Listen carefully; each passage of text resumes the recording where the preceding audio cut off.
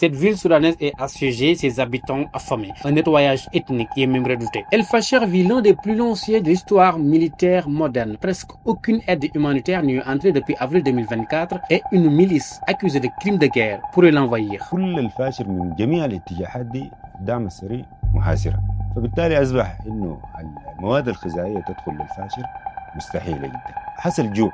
Les forces de soutien rapide et les forces armées soudanaises se battent pour le contrôle du pays depuis plus de 2 ans. Le FSR contrôle la majeure partie de la région du Darfour à l'exception de la capitale régionale El Fasher.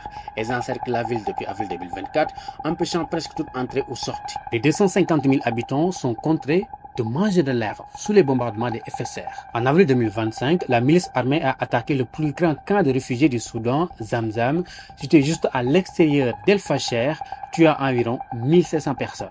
Plus de 400 000 survivants ont fui le camp, beaucoup d'entre eux vers El Fasher. Aujourd'hui, ils vivent dans la peur que les FSR viennent les traquer à nouveau en envahissant la ville dans laquelle ils ont trouvé refuge. الدعم السريع غير مجرى الحرب، أصبح إنه يستهدف المدنيين، البنية التحتية بتاعت المدينة، المدارس، المساجد، الأسواق، حتى الأماكن اللي فيها نازحين. L'ONU, les États-Unis et plusieurs ONG ont accusé les Émirats arabes unis de fournir des armes au FSR, ce qu'ils nient fermement. Mais en septembre 2025, Sky News a interviewé un officier du renseignement des FSR qui a confirmé que les Émirats arabes unis étaient leur principal soutien. Quelques jours plus tôt, The Guardian avait publié des documents confidentiels révélant que les États-Unis et l'ONU avaient supplié les Émirats arabes unis de permettre l'acheminement de l'aide vers El Fasher. Les négociations ont échoué, des centaines d'enfants seraient morts après l'échec de ces pourparlers. El Fasher est maintenant assiégé, affamé